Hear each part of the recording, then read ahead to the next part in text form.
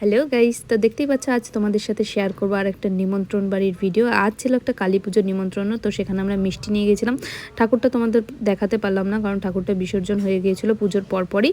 তো এখন আমরা খেতে বসে গিয়েছি। ফার্স্টেই দিয়ে দিয়েছিল পাতা, তারপর এখানে দিয়ে দিয়েছিল খিচুড়ি প্রসাদ। খিচুড়িটা খুব সুন্দর খেতে হয়েছিল, সাথে একটু তরকারিও ছিল, মানে ঘ্যাট যাকে বলে, আর সাথে ছিল বেগুনি। বেগুনি তো আমি দুটো নিয়েছিলাম, এই বেগুনিগুলো খেতে না আমার খুব ভালো লাগে। তো দেখো এখন ঘ্যাট দিয়ে, খিচুড়ি দিয়ে আর বেগুনি দিয়ে আমি একটু খেয়ে নিয়েছিলাম।